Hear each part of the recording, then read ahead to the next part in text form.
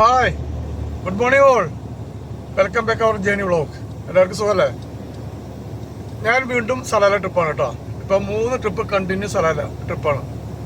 ഇപ്പോൾ ഇന്ന് ഞാൻ ഓടിയത് നാളെ പോവും. നാളെ മീൻസ് 29 ഫസ്റ്റ് കിട്ടി. അടുത്ത ട്രിപ്പ് ഞാൻ വീണ്ടും പോവാണ്. ഇതും ഡിഫറെൻറ്റ് ഷിപ്പാണ്. അപ്പോൾ ബാക്കി വിശേഷങ്ങളൊക്കെ ഇപ്പം ഞാൻ റാസൽഖൈമ പോയിക്കൊണ്ടിരിക്കുകയാണ്. ബാക്കി വിശേഷങ്ങളൊക്കെ വഴിയെ പറയാം. ഈ ട്രിപ്പ് കൊണ്ടുപോകുന്ന വണ്ടി ഞാൻ വേറെ വണ്ടി കേട്ടോ. ഇതും മാൻ എന്ന് പറഞ്ഞ കമ്പനിയുടെ വണ്ടി തന്നെയാണ്. നല്ല വണ്ടിയാണ്, അധികം പഴക്കമില്ലാത്ത വണ്ടി. 2020 മോഡൽ വണ്ടിയാണ്. അപ്പോൾ ഈ വണ്ടിക്കും നല്ല സ്പേസ് ഒക്കെ ഉണ്ട്. നമുക്ക് ഉറങ്ങാൻ മറ്റുള്ള കാര്യങ്ങൾക്കൊന്നും ബുദ്ധിമുട്ടില്ല. ഞാൻ മുന്നേ പറഞ്ഞായിരുന്നു 3 ട്രിപ്പ് ഞാൻ ചെറിയ വണ്ടിയിട്ട് പോയത്. ആ ടൈപ്പ് ടാങ്കിന് റിജിഡ് ടാങ്ക് എന്ന് പറയും. അതിൻ്റെ ഉള്ളിൽ നമുക്ക് എടുക്കാൻ ഇത്തിരി അസൗകര്യം കുറവാണ്. ഇത്തിരി വളരെ കുറവാണ്. അതുകൊണ്ട് ഈ ട്രിപ്പ് എനിക്ക് നല്ല വണ്ടിയിൽ കിട്ടിയത്. കഴിഞ്ഞ സലാല ട്രിപ്പ് പോയി വന്നതിന് ശേഷം എനിക്ക് 3 ദിവസം റെസ്റ്റ് കിട്ടി. അതിന് ശേഷമാണ് ഇപ്പോൾ ലോഡിങ്ങിന് പോണത്. ഈ കാണുന്ന ഹൈവേ ദുബായിൽ നിന്ന് റാസൽഖൈമയ്ക്ക് പോണ ഹൈവേ ആണ്. ഇത് 6 വരിപ്പാതയാണ് കേട്ടോ. ഇത് ഏകദേശം ഷാർജയുടെ ഏരിയ വരെ ഉണ്ട്. ഷാർജയുടെ കുറച്ച് ഏരിയ വരെ ഉണ്ട്. ദുബായ് വിട്ടാലും ഷാർജയുടെ കുറച്ച് ഏരിയ വരെ ഉണ്ട്. അത് കഴിഞ്ഞ് പിന്നെ ഡബിൾ ട്രാക്കാവും. ഈ റൈറ്റ് സൈഡിൽ ഒരു ബ്ലൂ കളറുള്ള ഒരു ബിൽഡിംഗ് പോലെ കാണുന്നില്ലേ, അത് സ്പോർട്സ് കോംപ്ലക്സ് ആണ് കേട്ടോ. നമ്മൾ ഈ ലെഫ്റ്റ് സൈഡിൽ കാണുന്നത് ഫ്ലൈ ദുബൈയുടെ ഹെഡ് ക്വാർട്ടേഴ്സ് ആണ് കേട്ടോ. ഫ്ലൈ ദുബായ് മോളിൽ പോണു. എൻ്റെ നേരെ എനിക്ക് സൂം ചെയ്യാൻ പറ്റില്ല. ഒരു കയ്യിൽ സ്റ്റിയറിംഗ് ആണ്. ഈ റൈറ്റ് സൈഡിൽ കാണുന്ന മസ്ജിദ് ഉണ്ടല്ലോ, ഇത് ഷാർജയുടെ ഏരിയ കേട്ടോ. ഈ പള്ളിയുടെ അവിടുന്ന് മുന്നോട്ടുള്ള റോഡ് ഷാർജയുടെ ഏരിയ. ഇതുവരെയാണ് ദുബായിയുടെ ഏരിയ. ഇത് വലിയൊരു പള്ളി കേട്ടോ. വലിയൊരു പള്ളി. ഞാൻ മുന്നത്തെ ഒരു വീഡിയോയിൽ കാണിച്ചിട്ടുണ്ട്. വലിയൊരു പള്ളിയാണ്. ഇതുവരെ ദുബായിയുടെ ഏരിയ. പിന്നെ ഇവിടുന്ന് അങ്ങോട്ട് ഷാർജയുടെ ഏരിയ. ഇത് കുറച്ച് ദൂരം കൂടി 6 വരി പാതയുണ്ട്. പിന്നെ അത് കഴിഞ്ഞാൽ 2 ആവും. ഇവിടുന്ന് അങ്ങോട്ടും 3 വരി പാതയായിട്ടാ. ഇത് കുറേ ഇനി 3 വരി പാതയാണ്. ഏകദേശം നമ്മൾ റാസൽഖൈമ എത്തുന്നവരെ ഈ 6 വരി പാത കഴിഞ്ഞു. എനിക്ക് ഇവിടുന്ന് ഏകദേശം ഇനി ഒരു 1.25 മണിക്കൂർ കൂടി ഉണ്ട് റാസൽഖൈമ ഞാൻ ലോഡ് ചെയ്യാൻ പോണ ഗൾഫ് വരെത്താൻ. ഈ റൈറ്റ് സൈഡിൽ കാണുന്നതൊക്കെ ഈന്തപ്പനയുടെ മരങ്ങൾ വെച്ച് പിടിപ്പിച്ചിട്ടില്ല കേട്ടോ. ഇത് ഷാർജ ഏരിയയാണ്. ഞാൻ നേരത്തെ പറഞ്ഞിരുന്നു. ഈ റൈറ്റ് സൈഡിലൊക്കെ ഈന്തപ്പനയുടെ മരങ്ങൾ വെച്ച് പിടിപ്പിച്ചതാണ്. റോഡ് സൈഡിൽ 2 സൈഡിലുണ്ട്. ഈ ലെഫ്റ്റ് സൈഡിൽ കാണുന്ന ബിൽഡിങ് ഷാർജ പോലീസിന്റെ ഹെഡ് ക്വാർട്ടേഴ്സ് ആണ്. ലെഫ്റ്റ് സൈഡിലത്തെ ഈ ഏരിയ റാസൽഖൈമയുടെ ഏരിയ ആണ്. ഈ ഭാഗങ്ങളൊക്കെ ചെറുതായിട്ട് ഈ മലകളൊക്കെ ഉണ്ട്. ഇവിടെ വ്യത്യാസമുണ്ട്. നല്ല ഹൈറ്റുള്ള മലകളൊക്കെ ഉണ്ട് ഇവിടെ. ഈ റോഡ് നേരെ പോണത് ഇവിടേക്കാണ്. ഒമാന്റെ ബോർഡർ. ഇവിടെ ഒരു ഒമാന്റെ ബോർഡർ ഉണ്ട്, ബുസാണ്ടം.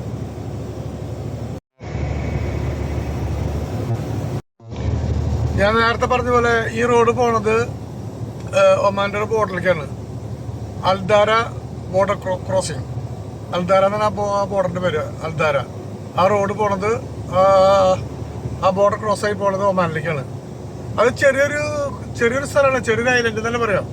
അവിടുന്ന് അങ്ങോട്ട് പിന്നെ ഒമാനിലേക്ക് മറ്റുള്ള സ്ഥലങ്ങളിലേക്ക് പോലുള്ള റോഡില്ല. അത് ഈ മുസാണ്ടത്തിലേക്ക് മാത്രമുള്ളൊരു റോഡാണത്. ഞാൻ നേരത്തെ പറഞ്ഞത് ചെറിയൊരു ഐലൻഡാണത്. ഞങ്ങൾ വിസിറ്റ് പോയിരുന്നു. എൻ്റെ യൂട്യൂബ് നോക്കുകയാണെങ്കിൽ നിങ്ങൾക്ക് അറിയാം. മുസാണ്ടം അടിക്കുകയാണെങ്കിൽ മുസാണ്ടം ഒമാൻ അടിക്കുകയാണെങ്കിൽ എൻ്റെ യൂട്യൂബിൽ ഞാൻ ഇട്ടിട്ടുണ്ട്. ഈ ഭാഗങ്ങളൊക്കെ കുറച്ച് പച്ചപ്പുള്ള ഏരിയകളാണ്. കുറച്ച് മരങ്ങളൊക്കെ വെച്ച് പിടിപ്പിച്ചിട്ടുള്ള ഏരിയകളാണ് ഈ ഭാഗങ്ങളൊക്കെ. റോഡ് സൈഡിൽ റാസൽഖൈമ. ഇവിടെയൊക്കെ ഒന്ന് ജോലിയൊക്കെ ഉണ്ട്. നല്ല ജോലിയിൽ താമസിക്കുകയാണെങ്കിൽ എക്സ്പെൻസ് വളരെ കുറവാണ്. റൂമിനൊക്കെ വളരെ റെന്റ് കുറവാണ് ഈ റാസൽഖൈമ ഏരിയ. ഈ സ്ഥലത്തിന്റെ പേരാണ്. ഇതിൻ്റെ ഉള്ളിലേക്കാണ് ഞാൻ ലോഡ് വന്നിട്ട്. ഇതൊരു ചെറിയൊരു പോർട്ടാട്ടോ. ആറൊക്കെ മറൈൻ സിറ്റി എന്ന് പറയാം. ഫ്രീ സോൺ അതോറിറ്റി ഈ ബിൽഡിങ്. ഈ കാണുന്ന വലത്തെ സൈഡിലുള്ള ഒരു കമ്പനി ഉണ്ടല്ലോ, അവിടെ സ്റ്റിൻഗ്രേ എന്ന് പറഞ്ഞൊരു ബാർജാണ് ഓഫ് ഷോറിലൊക്കെ ഉപയോഗിക്കുന്നത്. ഈ കാണുന്നത് വൈറ്റ് കളറിൽ ഇതേപോലുള്ള ഈ ബാർജുകൾ അല്ലെങ്കിൽ ചെറിയ ചെറിയ ഷിപ്പുകൾ അതിൻ്റെ മെയിൻ്റനൻസ് കമ്പനിയാണ്. ഇതൊരു വാൻ ഓട എന്നുള്ള കമ്പനിയുടെ ഒരു വാൻ ഓഡ്. ഇതൊരു അമേരിക്കൻ കമ്പനി, ഇതൊരു യൂറോപ്യൻ കമ്പനി തോന്നുന്നു. ഈ ഇടത്തെ ഭാഗത്ത് കാണുന്ന ഈ വലിയ വലിയ പാറക്കഷങ്ങൾ ഈ പോർട്ടിൽ നിന്ന് മറ്റുള്ള രാജ്യങ്ങൾക്ക് എക്സ്പോർട്ട് ചെയ്യാനുള്ളതാണ്. സ്റ്റീം ആൻഡ് റോക്ക് എന്ന് പറഞ്ഞ കമ്പനിയാണ് അവരുടെ അധീനതയിലുള്ളതാണ് ഈ കിടക്കുന്ന കല്ലുകളൊക്കെ. എൻ്റെ ലോഡിംഗ് എല്ലാം കഴിഞ്ഞു. ഇപ്പം ഞാൻ എൻ്റെ സെക്കൻഡ് വെയിറ്റ് എടുക്കാൻ പോവാണ്. നേരത്തെ എംപ്റ്റി വെയിറ്റ് എടുക്കാൻ വന്ന അതേ സ്ഥലത്തേക്ക്. ഞാൻ നേരത്തെ പറഞ്ഞിരുന്നു ഈ എംപ്റ്റി വെയിറ്റ് എടുക്കാൻ വന്നപ്പോൾ ഇത് ചെറിയൊരു പോർട്ടാണ്, കണ്ടില്ലേ മുന്നിലെ ഷിപ്പുകളൊക്കെ കിടക്കുന്നത്, ചെറിയ പോർട്ടാണ്.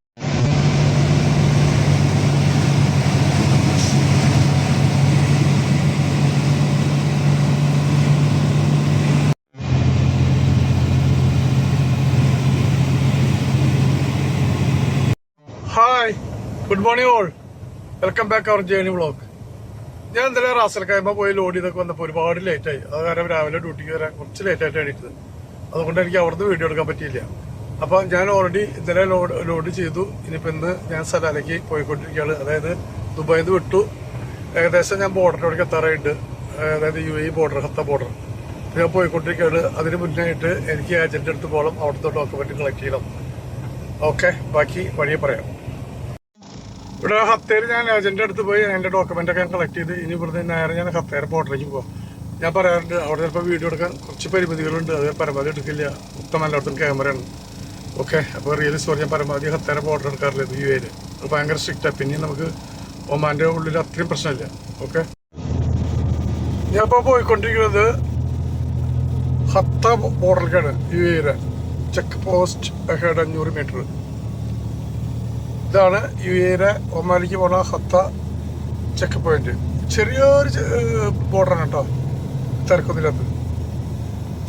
ഞാൻ അങ്ങോട്ട് ഒരുപാട് മുന്നോട്ട് പോയാൽ നമുക്ക് ഫോട്ടോ വീഡിയോ എടുക്കാൻ പറ്റില്ല. അതുകൊണ്ട് ഞാൻ ഇവിടുന്ന് കട്ടാക്കാണ്. ഇതാണ് ബോർഡർ കേട്ടോ, ഇത്രയുള്ള ഇവിടുത്തെ ബോർഡർ. എമിഗ്രേഷനാണ് ചെന്ന് ഒട്ടും നമുക്ക് വീഡിയോ എടുക്കാൻ പറ്റില്ല. ഞാൻ നിൽക്കുന്നത് ഇപ്പോൾ ഒമാൻ്റെ ബോർഡറിൻ്റെ ഉള്ളിലാണ്, ബജാജ ബോർഡർ.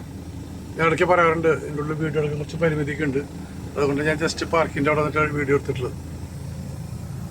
ഇത് കാണുന്നത് ഒമാൻ്റെ മറ്റേ ഏജൻസികളുടെ ബിൽഡിങ്ങാണ്. നമ്മൾ ഡോക്യുമെൻ്റൊക്കെ ക്ലിയർ ചെയ്യണ ഏജൻസിയുടെ ബിൽഡിങ്, അതുമാതിരി ഇൻഷുറൻസിൻ്റെ ബിൽഡിങ്ങാണത്. ഏജൻ്റെ അടുത്ത് പോയി ഞാൻ ഡോക്യുമെൻ്റ് കളക്ട് ചെയ്തു. ഈ കാണുന്നതാണ് എൻ്റെ ഡോക്യുമെൻ്റ്. നമ്മൾ ഈ ഡോക്യുമെൻ്റ് കളക്ട് ചെയ്ത് വരുമ്പോൾ ഇവിടെ അറബികൾ ഇതിൻ്റെ ഡീറ്റെയിൽസ് ഫുള്ള് വേറൊരു പേപ്പറിൻ്റെ നമ്മുടെ ഡോക്യുമെൻ്റിൻ്റെ ബാക്കിൽ ഡോക്യുമെൻ്റിൻ്റെ ബാക്കിൽ അറബിയിൽ ഇങ്ങനെ എഴുതും നമുക്ക് എത്ര സീല് വേണമെന്നൊക്കെ. ഈ 8 എന്ന് പറയുന്ന സീലാണ്, മറ്റേ ട്രക്ക് നമ്പർ. നമ്മളിതെല്ലാം മാച്ച് ചെയ്ത് നോക്കണം. നമ്മൾ UAE ബോർഡറിന് ഇറങ്ങി ഒമാൻ ബോർഡറിൽ ഇന്നായി, പിന്നെ അവിടുന്ന് ഡോക്യുമെൻ്റ് കളക്ട് ചെയ്ത് പിന്നെ നമ്മൾ ഔട്ടാവണം മുന്നേ എല്ലാം മാച്ച് ചെയ്ത് നോക്കണം. സീൽ നമ്പർ, ഈ ഡോക്യുമെൻ്റ് നമ്പർ അല്ല, ലാസ്റ്റിലത്തെ ഡോക്യുമെൻ്റ് നമ്പർ, ഇതെല്ലാം നമ്മൾ കറക്റ്റാണ് നോക്കണം. കാരണം എന്താ വെച്ചാൽ നമ്മൾ പോർട്ടിൽ നിന്ന് നേരെ കസ്റ്റമർ അടുത്ത് പോകാൻ കുഴപ്പമില്ല. ഈ ഏത് ക്രോസ് ബോർഡറും അവിടെ നിന്ന് നമ്മൾ സീ പോർട്ടിലേക്ക് പോകണമെങ്കിൽ അത് ട്രാൻസിറ്റായി. അപ്പോൾ അവിടെ ചെല്ലുമ്പോൾ അവിടെ കസ്റ്റംസിൻ്റെ കംപ്ലീറ്റ് ചെക്ക് ചെയ്യും. ഏത് സീ പോർട്ടിലും ചെല്ലുമ്പോൾ ട്രാൻസിറ്റാണ്. ഒരു ക്രോസ് ബോർഡറിൽ നിന്ന് നമ്മൾ ഔട്ടായിട്ട് അടുത്ത ഒരു സീ പോർട്ടിലോ അല്ലെങ്കിൽ എയർപോർട്ടിലോ ഏതൊരു പോർട്ടിലുള്ളായാലും അത് അപ്പോൾ അവിടെ വണ്ടി ട്രാൻസിറ്റാണ്. അവിടെ കസ്റ്റംസുകാരുണ്ടാവും. അവിടെ വീണ്ടും നമുക്ക് ചെക്കിംഗ് ഉണ്ട്, അങ്ങനെയുള്ള പരിപാടികളുണ്ട്. ഇനി ഞാൻ കസ്റ്റംസിലേക്ക് പോകണം സീലൊക്കെ വാങ്ങി. ഇനിയിപ്പോൾ ഞാൻ നേരെ ക്യാമറയ്ക്ക് പോകണം. ക്യാമറ പോയിട്ട് അവിടുത്തെ ക്യാമറ എക്സ്റേ ഒക്കെ കഴിഞ്ഞ് അവിടുത്തെ റിസൾട്ട് കിട്ടിയിട്ട് നേരെ വീണ്ടും കസ്റ്റംസിലേക്ക് പോകും. ഒമാൻ്റെ വിസ ഓൾറെഡി കഴിഞ്ഞു. 2 മാസം കൂടുമ്പോഴാണ് അവർ വിസ അടിച്ച് തരിക. അപ്പോൾ ഞാൻ മുന്നത്തെ വീഡിയോയിൽ പറഞ്ഞിട്ടുണ്ട്, എന്നാലും ഞാൻ ഒന്നുകൂടി പറയണം മാത്രം. ഇപ്പോൾ എനിക്ക് വിസ അടിക്കേണ്ട ഒരു സിറ്റുവേഷൻ വന്നപ്പോൾ പറഞ്ഞു മാത്രം. അപ്പോൾ ഇതുവരെ ഒരു ഫോം ഉണ്ട്. അതിപ്പോൾ നമ്മുടെ ഒരു എയർപോർട്ടിലൊക്കെ ഉള്ള പോലെ തന്നെ ഇമിഗ്രേഷൻ ഡിപ്പാർട്ട്മെൻറ്റിൽ ഒരു സ്ഥലത്തൊക്കെ ഉണ്ടാവും തോന്നുന്നു കേട്ടോ. നമ്മുടെ നാട്ടിലൊക്കെ ഉണ്ടായിരുന്നു, ഇപ്പം ഇല്ല അതുകൊണ്ട്. അപ്പോൾ ഇവിടെ നമുക്ക് ഈ ക്രോസ് ബോർഡറിൽ ഇങ്ങനെ വിസ അടിക്കണമെങ്കിൽ ഇതൊക്കെ നമ്മുടെ A to Z പാസ്പോർട്ടിൻ്റെ ഫുൾ ഡീറ്റെയിൽസ് ഒരു ഫില്ലപ്പ് ചെയ്യണം. എന്നിട്ട് അതുകൊണ്ട് അവിടെ ഇമിഗ്രേഷൻ ഓഫീസർ അടുത്ത് പോകണം.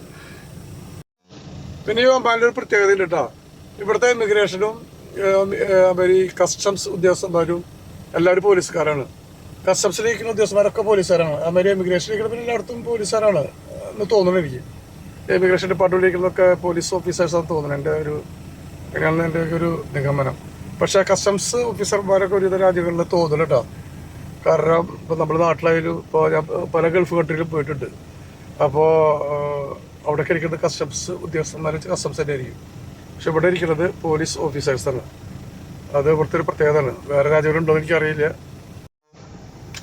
അങ്ങനെ എൻ്റെ പാസ്പോർട്ട് വിസ ഒക്കെ സ്റ്റാമ്പ് ചെയ്ത് ഞാൻ നേരെ പോണത് കസ്റ്റംസിലേക്കാണ്. കസ്റ്റംസിൽ പോയിട്ട് എനിക്ക് അവിടെ കസ്റ്റംസ് ഉദ്യോഗസ്ഥർ ഒന്ന് ചെക്ക് ചെയ്യും. വണ്ടിയിലെ ടാങ്ക് സീലൊക്കെ എവിടെയൊക്കെ ഉള്ളത് ചെക്ക് ചെയ്യും. എത്ര സീൽ വാങ്ങിച്ചാൽ നമ്മൾ പറയണം. രണ്ട് ഓപ്ഷൻ ഉണ്ട്. ഒന്ന് സ്റ്റീലിൻ്റെ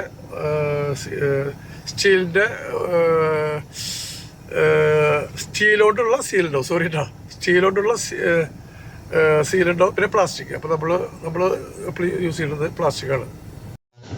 എൻ്റെ കസ്റ്റംസിലത്തെ വർക്കൊക്കെ കഴിഞ്ഞു. ഞാൻ ഔട്ടാകുമ്പോൾ പോകണം. ഔട്ടായി അത് കഴിഞ്ഞാൽ എനിക്ക് അവിടെ ഒരു ഏജൻറ് ഉണ്ട്, ഏജൻറ്റിൻ്റെ അടുത്ത് പോകണം. ഏജൻറ്റിൻ്റെ അടുത്ത് പോയിട്ട് അവിടെ നമ്മൾ പേയ്മെൻറ്റ് ചെയ്യണം. അത് കഴിഞ്ഞാൽ പിന്നെ ലഞ്ച് കഴിച്ച് നേരെ വിടും സലാല. എൻ്റെ വൈഫ് രാവിലെ പാക്ക് ചെയ്ത് തന്ന സാധനമാണ് കേട്ടോ. ബ്രേക്ക്ഫാസ്റ്റ്, ലഞ്ച് ഇഷ്ടംമാതിരി ഉണ്ട്. ചോറ്, അതുമാതിരി മത്തങ്ങയും പയർ കറി, അതുകൂടാതെ ഡ്രൈ ഫിഷ്, പപ്പടം, വയറാണ്ട് ഫുള്ളായിട്ടാണ്. അപ്പോൾ ഭക്ഷണം കഴിഞ്ഞപ്പോൾ വണ്ടിയുടെ ഒരു വീഡിയോ എടുക്കാമെന്ന് വിചാരിച്ചു.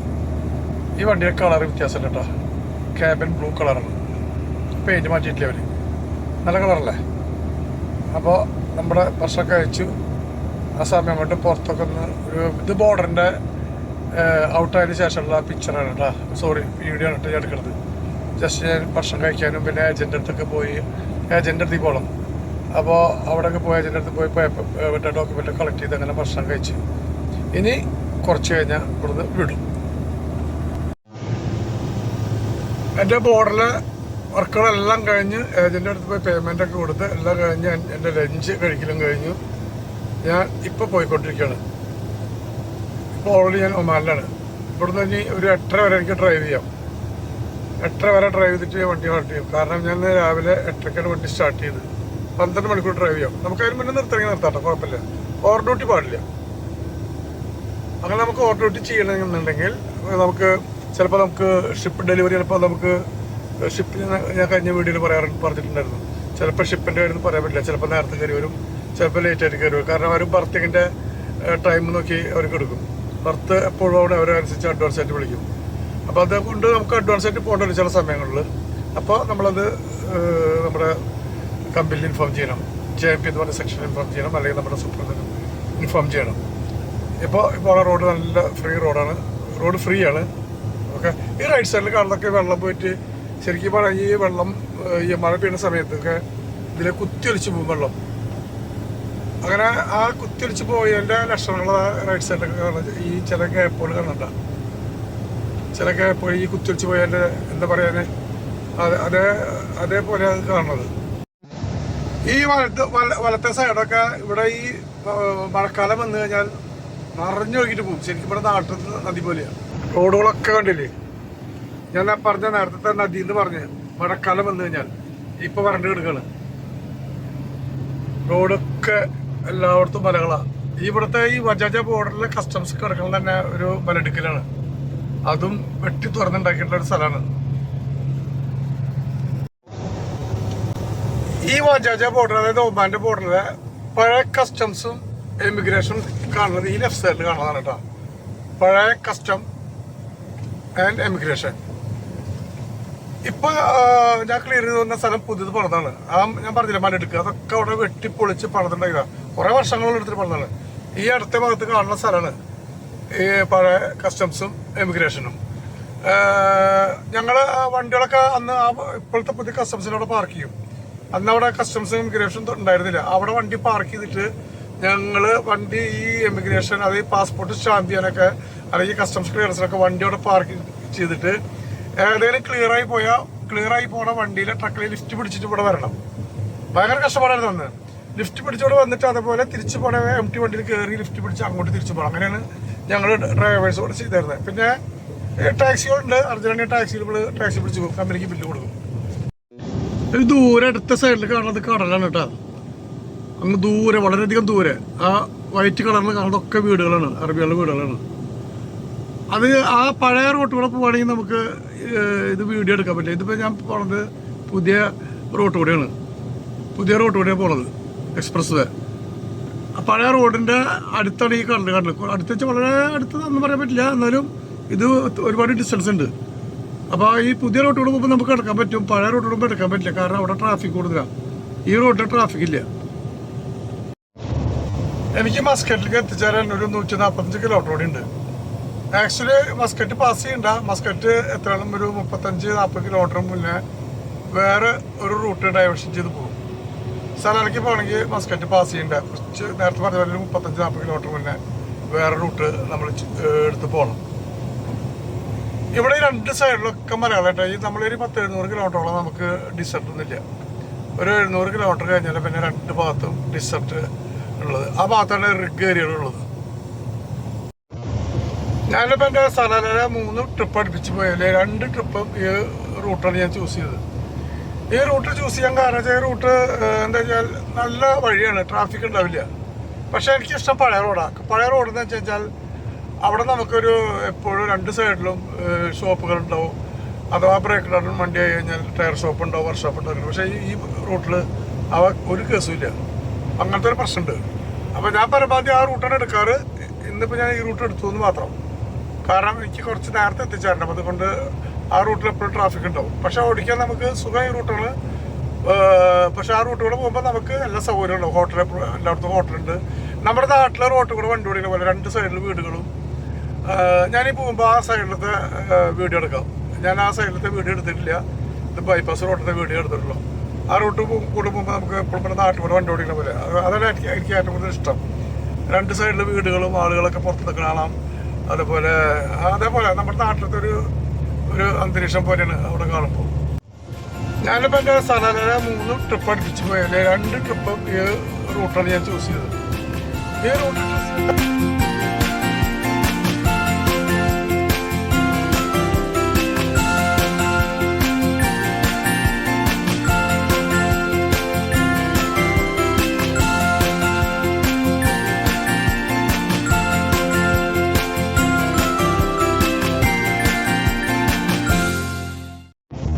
അടുപ്പിച്ച സ്ഥലത്തേക്ക് പോയ 3 ട്രിപ്പിലും 2 ട്രിപ്പ് ഞാൻ ഈ റോഡാണ് ഞാൻ ചൂസ് ചെയ്തത്. അടുത്ത ട്രിപ്പ് പോകുമ്പോൾ എന്തായാലും ഞാൻ പഴയ റൂട്ട് കൂടെ പോകുള്ളൂ. കാരണം ആ റൂട്ട് കൂടെ വണ്ടി ഓടിക്കുമ്പോൾ നമുക്ക് നാട്ടിൽ വണ്ടി ഓടിക്കുന്നത് അതേപോലെ 2 സൈഡിൽ വീടുകളും പച്ചപ്പും അങ്ങനെ അതൊരു രസം തന്നെ നമ്മുടെ നാട്ടിൽ കൂടെ വണ്ടി ഓടിക്കുന്ന പോലെ. അപ്പോൾ എന്തായാലും അടുത്ത ട്രിപ്പ് ഞാൻ ആ വഴി ചൂസ് ചെയ്യുള്ളൂ കേട്ടോ. കാരണം ഈ ട്രിപ്പ് എനിക്ക് ഷിപ്പ് ഡെലിവറി കുറച്ച് നേരത്തെയാണ്. 31st ഷിപ്പിൻ്റെ ടൈം പറഞ്ഞിട്ട് നൈറ്റ്. അത് പിന്നെ പറഞ്ഞു 14:30. ഇത് അങ്ങോട്ട് കയറി നിൽക്കും. അപ്പോൾ അതുകൊണ്ട് നമ്മൾ സലാല പോകുമ്പോൾ എപ്പോഴും കുറച്ച് ഫാസ്റ്റായിട്ട് പോകും. ജേണി ഫോളോ ചെയ്യാതെ. Journey means JNP. ഞങ്ങൾക്ക് അങ്ങനെ ഒരു സെക്ഷൻ ഉണ്ട്. എല്ലാവർക്കും അറിയുന്നത് വിചാരിക്കണം JNP എന്ന് പറഞ്ഞാൽ എന്താണ്. അത് ഈ ട്രാൻസ്പോർട്ടേഷൻ കമ്പനിയിൽ ചില കമ്പനിയിലുണ്ട്, ചില കമ്പനിയിലൊന്നും ഇല്ല. അതാണ് ഞാൻ അടുത്ത് പറയണം കേട്ടോ. ആൾക്കാർക്ക് അറിയാമെന്നാലും ഞാൻ അടുത്ത് പറഞ്ഞു മാത്രം. അപ്പോൾ നമുക്കത് ഞാൻ പലപ്പോഴും പറയാറുണ്ട്. ഷിപ്പിൻ്റെ ഡെലിവറി എങ്ങനെ നമുക്ക് നേരത്തെ ആണെങ്കിൽ അത് നമുക്ക് നമ്മുടെ സൂപ്പർവൈസറെ അല്ലെങ്കിൽ കമ്പനിയിൽ വിളിച്ച് പറഞ്ഞിട്ട് നമുക്ക് അതനുസരിച്ച് അഡ്വാൻസായിട്ട് ഡ്രൈവ് ചെയ്യാം. നേരൊക്കെ ചെറുതായിട്ട് ഇരുട്ടി തുടങ്ങി. എനിക്ക് ഇവിടെ നിന്ന് ഒരു 75 കിലോമീറ്റർ കൂടി ഉണ്ട് ഒമാനിലേക്ക്. ഞാൻ നേരത്തെ പറഞ്ഞ പോലെ ഒമാൻ എനിക്ക് പാസ് ചെയ്യേണ്ട. അങ്ങനെ കൂട്ടുമ്പോൾ എനിക്ക് ഏകദേശം ഒരു 40 കിലോമീറ്റർ ഉണ്ടാവുള്ളൂ എനിക്ക് കൺവേർട്ട് ചെയ്ത് പോകേണ്ട റോഡിലേക്ക്. ഞാൻ ഓൾറെഡി 8 മണിയപ്പോൾ വണ്ടി സ്റ്റോപ്പ് ചെയ്തു കേട്ടോ. 8 മണിയപ്പോൾ സ്റ്റോപ്പ് ചെയ്തു. കാരണം എനിക്ക് 8 വരെ ഡ്രൈവ് ചെയ്യാം. പക്ഷേ പ്രോപ്പർ പാർക്കിംഗ് കിട്ടില്ല. അതുകൊണ്ട് ഞാൻ ഇവിടെ ഷെല്ലിൻ്റെ ഒരു പെട്രോൾ ഗ്യാസ് സ്റ്റേഷനിലെ വണ്ടി സ്റ്റോപ്പ് ചെയ്തു, നിർത്തി. പിന്നെ വീട്ടിലേക്ക് വൈഫായിട്ട് കുറച്ച് നേരം സംസാരിച്ചിരുന്നു.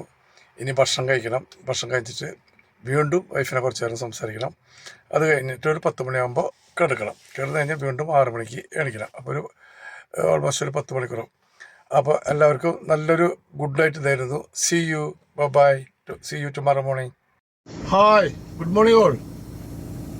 ഞാൻ ഇന്നലെ രാത്രി ഒരു 8 മണിക്ക് വണ്ടി ഹാൾട്ട് ചെയ്തു. ഒരു 10 മണിക്കൂറിന് ശേഷം ഇപ്പോൾ വണ്ടി സ്റ്റാർട്ട് ചെയ്ത് പോകാതൊക്കെയാണ്. ഇവിടുന്ന് എനിക്കൊരു 1200 കിലോമീറ്റർ ഓടി. 1000 കിലോമീറ്റർ ഉണ്ട്. ഒരു മസ്കറ്റ് കവർ 1000 കിലോമീറ്റർ ഉണ്ട്. നാളെ ഒരു ആഫ്റ്റർനൂണോട് കൂടി ഞാൻ സലാലയിലെത്തും. എൻ്റെ ഷിപ്പ് ബർത്തിങ് വരുന്നത് ഇന്നലെ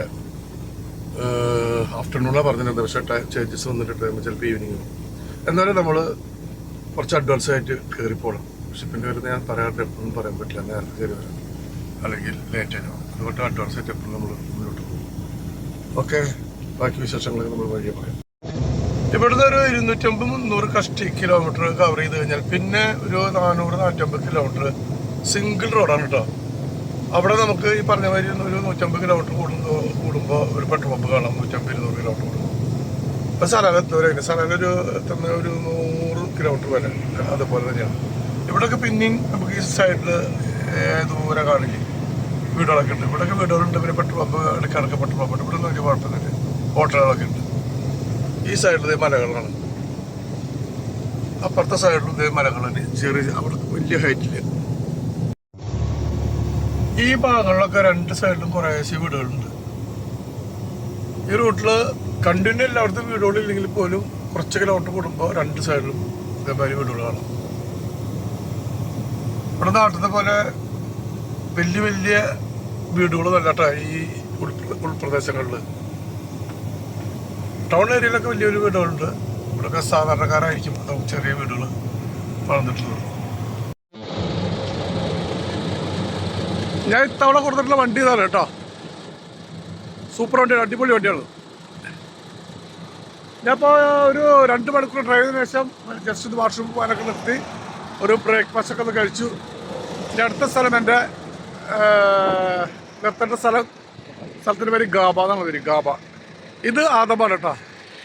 ഞാൻ മുന്നത്തെ പല വീഡിയോകളും പറയാറുണ്ട് ഓരോ സ്ഥലത്തിൻ്റെ പേര്. പക്ഷേ ഡിഫറെൻറ്റ് സ്ഥലങ്ങളിൽ നിർത്താറ്.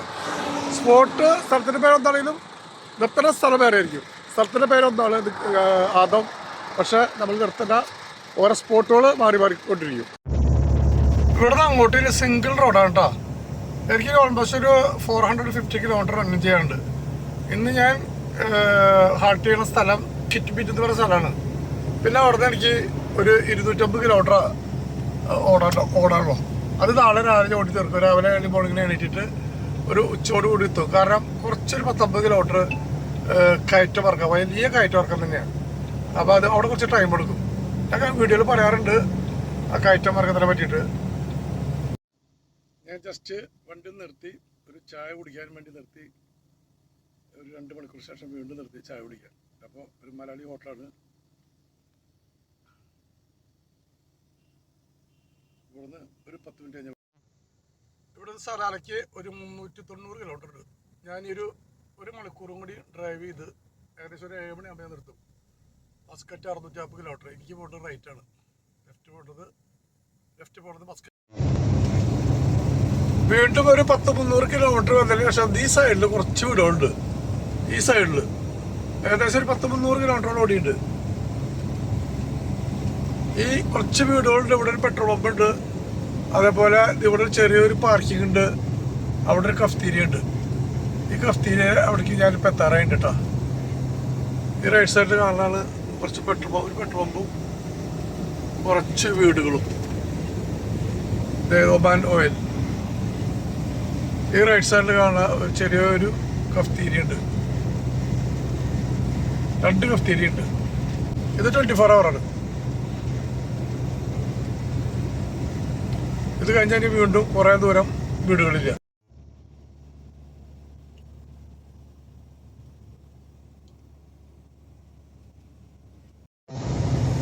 Hi, good morning all. Welcome back our journey blog. എല്ലാവർക്കും സുഖമല്ലേ? ഞാൻ ഇന്നലെ രാത്രി ഒരു 7 മണിയായപ്പോൾ വണ്ടി ഹാൾട്ട് ചെയ്തു. ഇനി എനിക്ക് ഇവിടുന്ന് ഒരു 240 കിലോമീറ്റർ ഓടി സലാലയ്ക്കുണ്ട്. ഈ 240 കിലോമീറ്റർ നമ്മളവിടെ ഓടി എത്തണമെങ്കിൽ ഏകദേശം ഒരു 5 മണിക്കൂർ എടുക്കും. കാരണം വെച്ചാൽ ഒരു 10-50 കിലോമീറ്ററോളം കയറ്റം പറക്കാം. അത് നമുക്ക് ഹൈ ഗിയറിലിട്ടൊക്കെ ഇറങ്ങാനും കയറാനും പറ്റുള്ളൂ. അങ്ങനെ കുറച്ച് സമയം എടുക്കും. അപ്പോൾ ഇന്ന് എൻ്റെ എൻ്റെ ഷിപ്പിലേക്കുള്ള ഡെലിവറി ഉച്ചയ്ക്കായിരുന്നു. ആ ടൈം മാറി. ഇപ്പോൾ രാത്രി 23ക്ക് ആയിട്ടുണ്ട്. അത് അങ്ങോട്ടും ഇങ്ങോട്ടൊക്കെ ടൈമിങ് വ്യത്യാസങ്ങൾ വരാറുണ്ട്. ഞാൻ എപ്പോഴും എല്ലാ വീഡിയോകളും പറയാറുണ്ട്. അതുകൊണ്ട് ഞങ്ങൾ എപ്പോഴും അഡ്വാൻസ് ആയിട്ട് പോകും. കാരണം ഈ ഷിപ്പിൻ്റെ പോർട്ട് സ്റ്റേ ചില സമയങ്ങളിൽ കുറച്ച് സമയം ഉണ്ടാവുള്ളൂ. നമുക്കാണെങ്കിൽ ഡെലിവറി കൊടുക്കാൻ ഏകദേശം ഓൾമോസ്റ്റ് ഒരു 3 മണിക്കൂർ 3.5 മണിക്കൂറൊക്കെ എടുക്കും. കാരണം ഡിഫറെൻറ്റ് മെറ്റീരിയൽ ഉണ്ടാവും. ഒറ്റ പ്രൊഡക്റ്റ് ആണെങ്കിൽ ചിലപ്പോൾ നമുക്ക് 2 മണിക്കൂർ കഴിയും. ഇപ്പം ഞാൻ നിലവിൽ കൊടുത്തിട്ടുള്ള 3 പ്രൊഡക്റ്റാണ്, 3 ടൈപ്പ് ഓയിലാണ്. ഓക്കെ, അപ്പോൾ ബാക്കി വിശേഷങ്ങളൊക്കെ നമുക്ക് വഴിയെ കാണാം.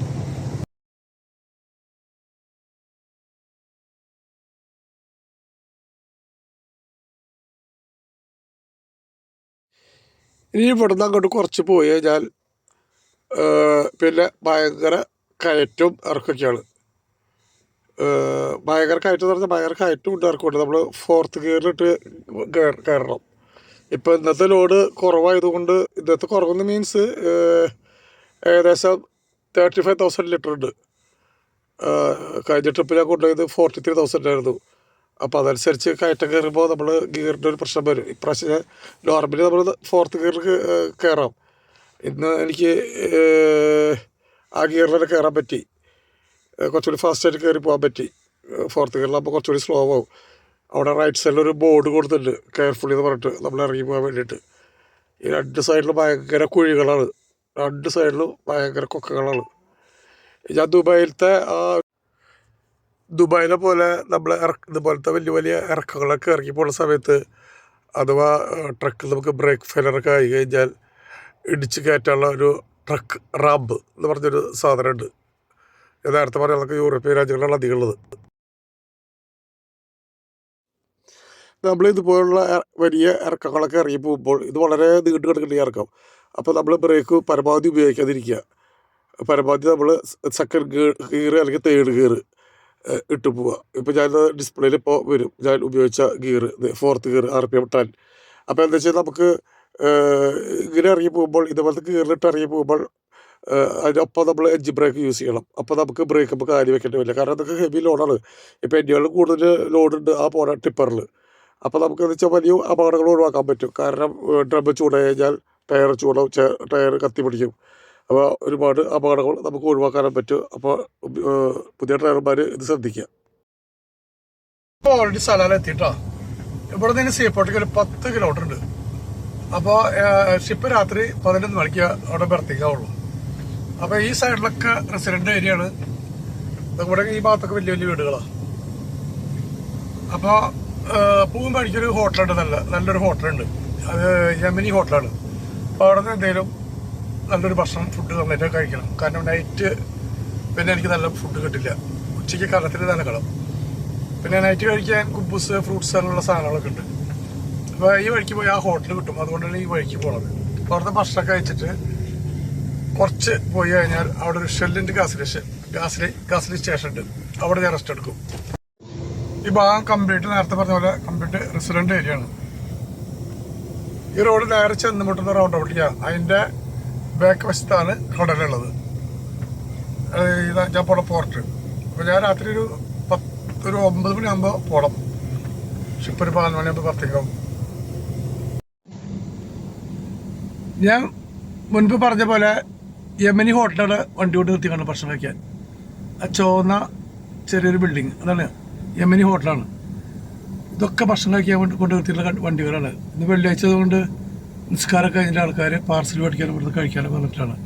ഇവിടുത്തെ വണ്ടിയിൽ പ്രത്യേകത നോക്കിയില്ല. നമ്മുടെ വണ്ടിയിലത്തെ നാട്ടിലത്തെ പോലെ ഇവിടുത്തെ വണ്ടിയിലെ നമ്പർ പ്ലേറ്റ് യെല്ലോ ആണ്. യെല്ലോ നമ്മുടെ വണ്ടിയിലെ നമ്പർ പ്ലേറ്റ് നമ്മുടെ നാട്ടിലെ ടാക്സി വണ്ടികൾക്കാണ് യെല്ലോ കളറ്.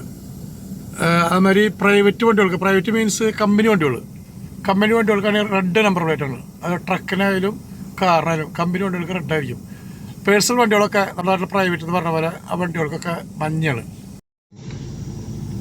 ഞാനിപ്പോൾ നിലവിൽ ഈ സീപോർട്ടിൻ്റെ അടുത്തൊരു ഗാസിലി സ്റ്റേഷനിലാണ്. ഗാസിലി സ്റ്റേഷൻ ഷെല്ലിൻ്റെ ആണ്. ഇവിടെ കുറേ ട്രക്കുകളൊക്കെ പാർക്ക് ചെയ്തിട്ടുണ്ട്. കാരണം ഇവിടെ നിന്ന് ഓഫാണ്. ഇവിടെ ഫ്രൈഡേ ഓഫാണ്. ദുബായിൽ സാറ്റർഡേ സൺഡേ ആണ് കേട്ടോ ഓഫ്. മറ്റുള്ള ഗൾഫ് കൺട്രിയിലേക്ക് തോന്നുന്നത് ഫ്രൈഡേ തോന്നുന്നുണ്ട്, കറക്റ്റ് അറിയില്ല. ഇവിടെ ഫ്രൈഡേ ആണ്.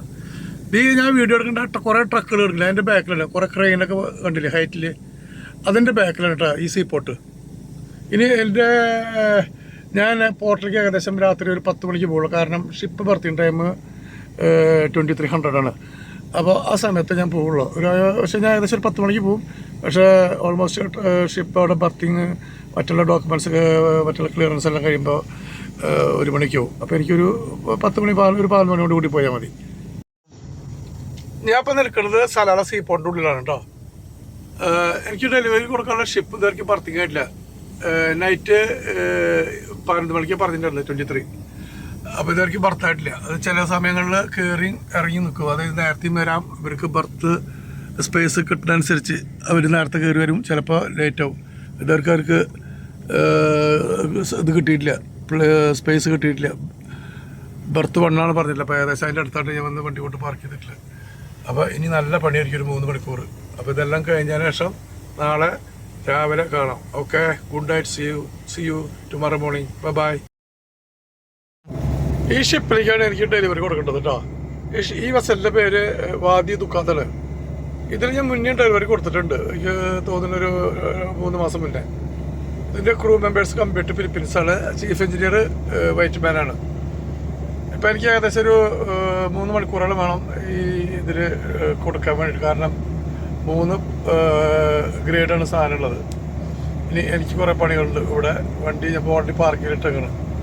ഇപ്പോൾ എനിക്ക് പെർമിഷൻ കിട്ടി വണ്ടി ഇവിടെ കൊണ്ട് നിർത്തി ഡെലിവറി നമ്മൾ തുടങ്ങിയിട്ടുണ്ട് ചെറുതായിട്ട്. കണ്ടില്ലേ ഹോസസ് കണ്ടില്ലേ. ഡെലിവറി കൊടുക്കുമ്പോൾ നമ്മളെപ്പോഴും ഭയങ്കര കെയർഫുള്ളി ആയിരിക്കില്ല. കാരണം എവിടെയെങ്കിലും ഒരു സൈഡിൽ ലീക്ക് വന്നു കഴിഞ്ഞാൽ ഓട്ടോയിൽ നിന്ന് ഭയങ്കര ഫൈനാണ്. അങ്ങനെ ഒരുപാട് പ്രശ്നങ്ങളുണ്ട്. അപ്പോൾ എപ്പോഴും നമുക്ക് നല്ല കെയർ ആയിരിക്കണം. എപ്പോഴും നമ്മൾ ഈ ഇതിൻ്റെ പ്രഷർ മീറ്റർ നോക്കിയിരിക്കണം. പ്രഷർ മീറ്റർ ഓൾറെഡി ഹൈലേക്ക് പോയി കഴിഞ്ഞാൽ നമുക്ക് കണക്കൂട്ടാം എവിടെയെങ്കിലും വാൽവ് ഈ ക്ലോസ് ആയിട്ടത്. അപ്പോൾ ഓസസ് പൊട്ടാൻ ചാൻസ് ഉണ്ട്. Hi, good morning all. രാത്രി 10 മണിക്ക് വന്നാണ് ഷിപ്പിൽ ഡെലിവറി കൊടുക്കാൻ വേണ്ടിയിട്ട്. ഷിപ്പ് എത്തിയത് രാത്രി 2 മണിക്ക്. 11 മണി കഴിഞ്ഞു, 1 മണി കഴിഞ്ഞ് 2 മണി. അങ്ങനെ എൻ്റെ വണ്ടിയിൽ നിന്നുള്ള ഷിപ്പിലേക്കുള്ള ഹോസസൊക്കെ കളക്ട് ചെയ്ത് വന്നപ്പോൾ 2:30. ഇതിപ്പോൾ ജസ്റ്റ് കഴിഞ്ഞല്ലോ, 6:30 ജസ്റ്റ് ഇപ്പോൾ കഴിഞ്ഞല്ലോ. അപ്പം ഇനി ഇവിടുത്തെ പരിപാടിയെല്ലാം കഴിഞ്ഞു. ഇനി ഇവിടുന്ന് നേരെ ഒരു ഫ്രണ്ടിൻ്റെ റൂമിൻ്റെ അവിടെ പോയി കുളിച്ച് ഫ്രഷായി. ഇനിയിപ്പോൾ ചെന്ന് കഴിഞ്ഞാൽ ഉറക്കം വരില്ല. ഇനി വഴിയിൽ കുറച്ച് കിടന്ന് ഉറങ്ങണം. പൂ വഴിക്ക് ഉറക്കം വരുമ്പോൾ കിടന്ന് ഉറങ്ങണം. ഓക്കെ, ബാക്കി വഴിയിൽ കാണാം. ഇന്നേക്ക് 4-ാം ദിവസമായി. ഞാൻ മറ്റന്നാൾ ദുബൈയിൽ എത്തിച്ചേരും, വഴിയിൽ വേറെ തടസ്സങ്ങളില്ലെങ്കിൽ. പോർട്ടിനുള്ളിൽ നിന്ന് ഇപ്പോൾ ഔട്ടാകാൻ പോവാണ് കേട്ടോ. വാദി ദുഃഖ, ഇതാണ് ഞാൻ ഡെലിവറി കൊടുത്ത ഷിപ്പ്. വാദി ദുഃഖ ചെറിയ ഷിപ്പാട്ടത്. ഇതിപ്പോൾ നേരെ ജിദ്ദയ്ക്ക് പോകണം. ജിദ്ദയിൽ നേരെ അത് കഴിഞ്ഞ് ഇന്ത്യയിലേക്ക്. നമ്മൾ ഏത് ഷിപ്പിൽ വന്നാലും അവരുടെ ഡീറ്റെയിൽസ് ചോദിക്കും. എന്നാൽ എവിടേക്ക് പോകണം ചോദിക്കും. ഇപ്പോഴത്തെ വീഡിയോ ഒക്കെ ഞാൻ മുന്നേ എടുത്തിട്ടുള്ളതാണ്. എന്നാലും ജസ്റ്റ് ഒന്ന് എടുത്തു മാത്രം. ആ ലെഫ്റ്റ് സൈഡിൽ കിടക്കുന്ന ഷിപ്പുകളൊക്കെ ഇവിടെ നിന്ന് കല്ലും മണ്ണും മണലൊക്കെ ആയിട്ട് കൊണ്ടുപോകുമെന്ന് പറഞ്ഞതാണ് കാർഗോ ഷിപ്പുകൾ. കണ്ടെയ്നർ ഷിപ്പുകൾ ഞാൻ അവിടെ ഡെലിവറി കൊടുത്ത ഭാഗത്തിൽ കണ്ടെയ്നർ ഷിപ്പ് വരുന്നത്. ഞാൻ രാവിലെ ലോഡൊക്കെ ഇറക്കി വന്ന് ഇവിടെ എൻ്റെ ഒരു ഫ്രണ്ടുണ്ട്. ഫ്രണ്ടിൻ്റെ റൂമിൽ നിന്ന് കുളിച്ച് ഫ്രഷായി. ഇത് ചെറിയൊരു പാർക്കാട്ടോ, റൈറ്റ് സൈഡിലെ കിഡ്നി ടൈം എന്ന് വെച്ചാൽ കുട്ടികളാണെന്ന് ഉദ്ദേശിക്കുന്നത് അല്ലേ, എന്തേലും ആവട്ടെ. അപ്പോൾ ഇവിടെ സലാല എന്ന് പറഞ്ഞാൽ സിറ്റി എന്ന് പറയാൻ പറ്റില്ല. ഇതൊക്കെയാണ് സലാല. ഞാൻ മുന്നത്തെ വീഡിയോയിൽ പറയാറുണ്ട്, സലാല നമ്മുടെ നാട്ടിലെ പച്ചപ്പ് കാണണമെങ്കിൽ ഇവിടുന്ന് ഒരു 10-20 കിലോമീറ്റർ പോകാണ്ട്. വെള്ളം അല്ലെങ്കിൽ അരുവികളും അതൊക്കെയുള്ള സ്ഥലങ്ങൾ, തെങ്ങും തോപ്പും. ഈ റൈറ്റ് സൈഡിൽ കാണുന്നതൊക്കെ നമ്മുടെ തെങ്ങാട്ടാ. മറ്റുള്ള ഗൾഫ് കൺട്രികളൊക്കെ ഈന്തപ്പനയാണ്. ഇത് തെങ്ങാണ്. ഞാൻ കഴിഞ്ഞ വീഡിയോയിൽ കാണിച്ചിരുന്നു. ഈ ഗൾഫ് കൺട്രിയിൽ ഈ തെങ്ങുകൾ റോഡ് സൈഡിൽ കാണുന്നത് ഈ സലാലയിലെ തെങ്ങുകളോട്ടാ. ഞാൻ എല്ലാ ഗൾഫ് കൺട്രിയിലും ഞാൻ വണ്ടിയിട്ട് പോയിട്ടുള്ള, ദുബായിൽ നിന്ന് ട്രക്കായിട്ട് പോയിട്ടുള്ള, അവിടെ കണ്ടിട്ടില്ല. റോഡ് സൈഡിൽ നിറച്ച് തെങ്ങുകളാണ്. ഇത് ഗൾഫ് കൺട്രിയിലേക്ക് തോന്നുന്ന സലാല മാത്രമുള്ളതുണ്ട്. ഞാൻ നേരത്തെ പറഞ്ഞ പോലെ ഗൾഫ് കൺട്രിയിൽ എല്ലായിടത്തും ഞാൻ ട്രക്കായിട്ട് പോയിട്ടുള്ള, എല്ലാ ഗൾഫ് കൺട്രിയിലേക്ക് പോയിട്ടുള്ള. ഈ റോഡ് സൈഡിൽ തെങ്ങ് വെച്ച് പിടിപ്പിച്ചിട്ടുള്ള ഈ ഒമാനിൽ മാത്രമേ ഉള്ളൂ. പ്രത്യേകിച്ച് ഈ സലാലയിൽ. മറ്റുള്ള ഈ സലാലെന്ന് നമ്മൾ പോകേണ്ട വഴിക്കൊന്നും ഞാൻ കണ്ടിട്ടില്ല. അറ്റം വരെയുണ്ട്. ഈ 2 സൈഡിലും തെങ്ങ് വെച്ച് പിടിപ്പിച്ചിട്ട് കണ്ടില്ലേ. മറ്റുള്ള ഗൾഫ് കൺട്രിയിലൊക്കെ ഈന്തപ്പനെ കാണുക. തെങ്ങനെയാണ് കേട്ടോ, ഒരു സംശയമില്ല. ഞാൻ നോക്കി നാളികേരൊക്കെ ഉണ്ടായിരുന്നു, കുഞ്ഞേ നാളികേരം ഉണ്ടായതൊക്കെ ഉണ്ട്. കഴിഞ്ഞ വീഡിയോ ഞാൻ പറഞ്ഞിട്ടുണ്ടായിരുന്നു. ഇവിടെ നാട്ടിൽ പോണൊരു പ്രതീതി ഇല്ലേ തെങ്ങൊക്കെ കാണുമ്പോൾ, എനിക്ക് തോന്നുന്നുണ്ട് കേട്ടോ.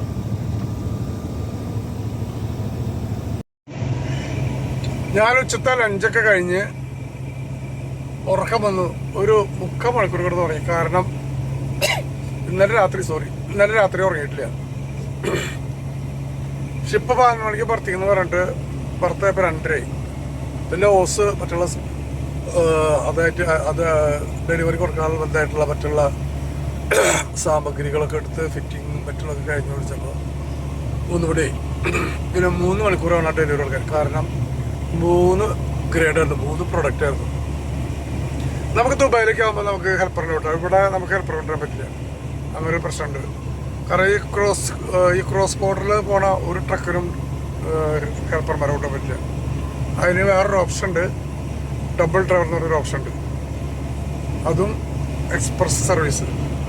അതിനും സ്പെഷ്യൽ പെർമിഷൻ കാണിക്കണം. അങ്ങനെ ഒരു ഓപ്ഷൻ മാത്രമല്ല ഈ ലോങ് ട്രിപ്പ് ഓടുന്ന, പ്രത്യേകിച്ച് ക്രോസ് ബോർഡർ ഓടുന്ന വണ്ടികൾക്ക്. ഡബിൾ ഡ്രൈവർ എന്ന് പറഞ്ഞ ഓപ്ഷൻ ഉണ്ട്. പക്ഷേ ഈ ഹെൽപ്പർ ക്ലീനർ നമ്മുടെ നാട്ടിലാണ്. ഹെൽപ്പർ അങ്ങനെ ഇതില്ല ഇവിടെ. അങ്ങനെ ഒരു ഒറ്റ ഓപ്ഷൻ മാത്രമല്ല. അതൊക്കെയാണ് എല്ലാവിധ ഒരുവിധ രാജ്യങ്ങളിലൊക്കെ അങ്ങനെയാണ്. ഇപ്പോൾ യൂറോപ്യൻ രാജ്യങ്ങളിലൊക്കെ ഡബിൾ ഡ്രൈവർ എന്ന് പറഞ്ഞ് ഒരുവിധ വണ്ടികളിലൊക്കെ ഡബിൾ ഡ്രൈവർ ഉണ്ടതുകൊണ്ട് എനിക്ക് തോന്നണം. ഇവിടെ അങ്ങനെ ഒരു ഓപ്ഷൻ ഇല്ല. ഏകദേശം ഒരു 200 കിലോമീറ്റർ ഞാൻ കവർ ചെയ്തു കേട്ടോ. ഇനി അടുത്ത സ്റ്റോപ്പിൽ നിർത്തി ചായ കുടിക്കണം. അടുത്ത സ്പോട്ട് വരാൻ പോകുന്നത് കിറ്റ്പിറ്റ് എന്ന് പറഞ്ഞ സ്ഥലമാണ്. അവിടെ ഒരു ചായ കുടിച്ച് പിന്നെ അടുത്ത സ്ഥലം ഗാബ എന്ന് പറഞ്ഞ സ്ഥലമാണ്. ഗാബ ഞാൻ മിക്ക ട്രിപ്പിലും ഗാബയിലാണ് ഹാൾട്ട് ചെയ്യാറ്. അത് ടൈം നോക്കിയിട്ട് ഡ്യൂട്ടിയുടെ ടൈം നോക്കിയിട്ട് അതനുസരിച്ച് അവിടെ നിർത്താറ്. അവിടെ നമുക്കൊരു മലയാളി ഹോട്ടലുണ്ട്. അപ്പോൾ അടുത്ത് നിർത്തുന്നിടത്ത് മലയാളി ഹോട്ടലുണ്ട്. മലയാളി ഹോട്ടൽ ഈ ഹൈവേയിൽ കുറവായി റൂട്ടിൽ വളരെ അപൂർവ്വം തോന്നുന്നു. എൻ്റെ 1-2-3 ഹോട്ടലുള്ളൂ. ബാക്കിയൊക്കെ പാകിസ്ഥാനി ഹോട്ടലുകളാണ്. ഈ പാകിസ്ഥാനി ഹോട്ടലിൽ വെച്ചാൽ അവരുടെ ഭക്ഷണം നല്ല ഭക്ഷണം തന്നെ. പക്ഷെ അതിൻ്റെ പ്രശ്നം വെച്ചാൽ ഭയങ്കര ഓയിലി ഫുഡാണ് നമുക്ക് പറ്റിയത്. അപ്പോൾ ഈ പാകിസ്ഥാനികൾ അവരുടെ ഹോട്ടലിൽ ഭക്ഷണം കഴിക്കാൻ പറ്റിയാൽ എണ്ണ കുറവാണ്. ക്യാ ബായ് ഇപ്പം തേൾ കമത്തി എന്ന് പറയാം ചോദിക്കുക. നമുക്ക് ഓയിൽ കണ്ടപ്പോൾ അതാ കൂടുതൽ ഓയിൽ കണ്ടു കഴിഞ്ഞാൽ. അപ്പോൾ അങ്ങനെ ഒരു പ്രശ്നമുണ്ട്. അപ്പോൾ വരുമ്പോൾ പരമാവധി 2 ദിവസങ്ങൾ ഭക്ഷണം വീട്ടിൽ നിന്ന് കൊണ്ടുവരും. ഞാൻ ഇപ്പോൾ ഏകദേശം മറ്റേ ലൈനിൽ കുഴപ്പമൊന്നും ഇല്ലെങ്കില്ല. ഐ മീൻ വല്ല ട്രാഫിക്ക് പറ്റുള്ളൊന്നും. അപ്പോൾ ഏകദേശം നാളെ ഒരു ഓൾമോസ്റ്റ് ഒരു 10 മണിയോട് എത്തണം ദുബായിൽ. അങ്ങനെയാണ്. Hi, good morning all, welcome back our journey vlog.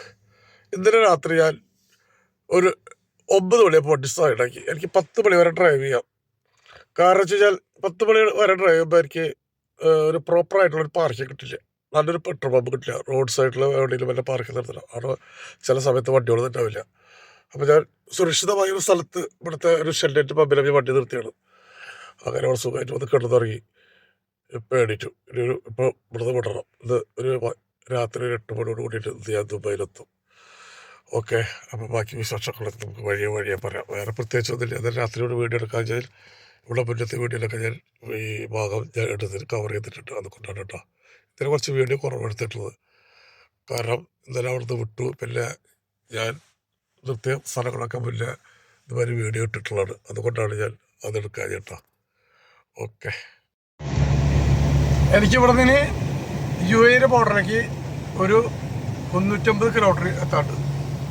350 kilometre അവിടെ എത്തണമെങ്കിൽ ഏകദേശം ഓൾമോസ്റ്റ് ഒരു 6 മണിയാകുമ്പോൾ എത്തും. ദുബായിൽ ബോർഡറിൽ റഷൊന്നുമില്ലെങ്കിൽ ബോർഡറിലൊരു എൻ്റെ വീട്ടിലേക്ക് ഞാൻ 9 മണിയാകുമ്പോൾ എത്തും. 9:30 എത്തും. കമ്പനിയിൽ 9 മണിക്ക് എത്തും. എനിക്കൊരു അവിടെ നിന്നൊരു 20 മിനിറ്റ് ദൂരമുള്ള എൻ്റെ വീട്ടിലേക്ക്. അപ്പോൾ ഇന്നധികം വീഡിയോ എടുത്തിട്ടില്ല. കാരണം ഈ ഭാഗങ്ങളൊക്കെ ഞാൻ പലപ്പോഴായിട്ട് എടുത്തിട്ടില്ല. ഈ ഭാഗം എടുത്തിട്ടില്ല കാര്യം. അപ്പോൾ ഈ ഭാഗം എടുക്കാൻ തെറ്റി പറഞ്ഞാട്ടോ, ഈ ഭാഗം എടുത്തിട്ടില്ല. ഈ അടുത്ത സൈഡിൽ കുറേശ്ശെ വീടുകളുണ്ട്. Right side വീടുകളില്ല. റൈറ്റ് സൈഡിലൊക്കെ മലകളാണ്. ഇവിടെയൊക്കെ നല്ല ഇതൊക്കെ ഭയങ്കര ഹൈറ്റുള്ള മലകളാണ്. ഭയങ്കര ഹൈറ്റ് പറഞ്ഞാൽ ഭയങ്കര ഹൈറ്റാണ്. റോഡങ്ങനെ നീണ്ടു കിടന്നത്. ഈ ഭാഗം ഞാൻ എടുത്തിട്ട് കേട്ടോ, ഞാൻ തെറ്റി പറഞ്ഞാൽ.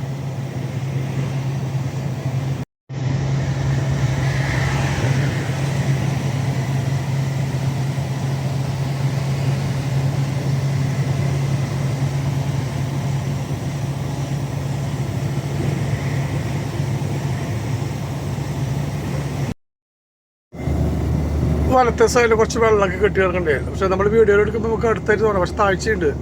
ഈ അറബിയിൽ പറഞ്ഞ പേര് വാദി എന്നാണ് കേട്ടോ. വാദി. ഇവിടെ വാദി എന്നൊക്കെ ചില സ്ഥലങ്ങളിൽ ഇങ്ങനെയുള്ള സ്ഥലം എത്തുമ്പോൾ അകലെ എഴുതി വെച്ചിട്ടോ വാദി എന്ന് പറഞ്ഞിട്ട്. അകലെ ബ്ലൂ കളറുള്ള ഒരു സൈൻ ബോർഡ് കണ്ട് പഴയ റോഡിലേക്ക് പോകുന്നതാട്ടോ. അപ്പം ഞാൻ യൂസ് ചെയ്യുന്നത് പുതിയ റോഡ് എക്സ്പ്രസ് വേ സ്ട്രൈറ്റ്. അപ്പോൾ എൻ്റെ വീഡിയോ കാണുന്നവർ ഇഷ്ടപ്പെടുന്നവർ ലൈക്ക് ചെയ്യുക, ഷെയർ ചെയ്യുക, കമൻറ്റ് ചെയ്യുക, സബ്സ്ക്രൈബ് ചെയ്യുക, സപ്പോർട്ട് ചെയ്യുക. ഇതെൻ്റെ ദുബൈയിൽ നിന്ന് സലാലേക്കുള്ള സെക്കൻഡ് ലാസ്റ്റ് ട്രിപ്പാണ് കേട്ടോ. ബൈ.